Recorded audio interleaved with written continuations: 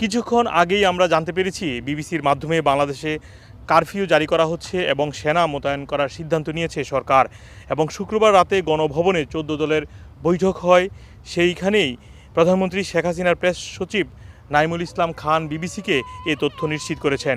BBC বাংলাকে তিনি জানিয়েছেন, 14 দলের বৈঠক শেষে আইনমন্ত্রী ও স্বরাষ্ট্রমন্ত্রীকে সিদ্ধান্ত কার্যকরে প্রয়োজনীয় ব্যবস্থা নিতে বলা হয়েছে এবং কিছুক্ষণের মধ্যেই এ সংক্রান্ত আদেশ জারি করা হবে বলেও জানান তিনি। আপনারা জানেন, বাংলাদেশে কোটা আন্দোলনের যে সংস্কার আন্দোলন চলছে সেটিকে ঘিরে দেশে গত কয়েকদিন ধরেই পরিস্থিতি ভয়াবহ হচ্ছে এবং বিবিসির খবর অনুযায়ী সর্বশেষ 58 জনের মতো, 54 জনের মতো সম্ভবত, আমি একটু দেখে নেই, সর্বশেষ খবর অনুযায়ী বিবিসির খবর অনুযায়ী 56 জনের মৃত্যু হয়েছে এই সহিংসতায়। তবে মৃত্যুর সংখ্যাটি আরও বেশিও হতে পারে। বিভিন্ন সংবাদ মাধ্যমে বিভিন্ন ধরনের তথ্য আসছে এই মৃত্যুর খবর নিয়ে। আপনারা জানেন, এই গতকালকে দুপুর থেকে বাংলাদেশের সব ধরনের ইন্টারনেট সেবা এবং অনেকেই যারা বহির্বিশ্বে রয়েছেন তারা কেউই কারো সাথে, আত্মীয় স্বজনের সাথে যোগাযোগ করতে পারছেন না। এবং আমরা বিভিন্ন সংবাদ মাধ্যম যেগুলো রয়েছে, চ্যানেল রয়েছে, ইলেকট্রনিক মিডিয়া রয়েছে, কারো কোনো ধরনের ফেসবুক বা সোশ্যাল মিডিয়াতে কোনো আপডেট পাচ্ছি না। এবং বাংলাদেশে সব ধরনের ইন্টারনেট সেবা এবং অনেকে যারা দেশে ফোন করছেন সেটিও পাচ্ছেন না।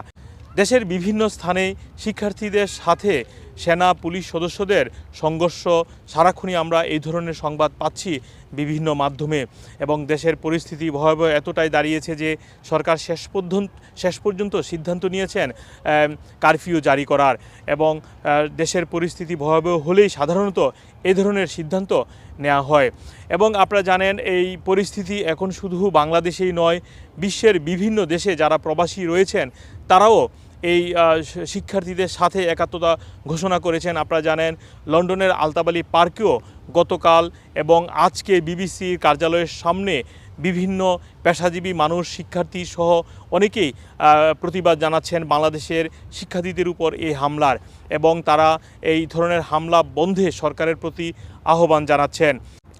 আপনারা জানেন, 2018 সালে আন্দোলনের মুখে কোটা পদ্ধতি যেটি ছিল সেটি বাতিল করেছিল সরকার। তবে এটিকে অবৈধ ঘোষণা করে পরিপত্র জারি করার পরই এই আন্দোলন শুরু করে আবার শিক্ষার্থীরা।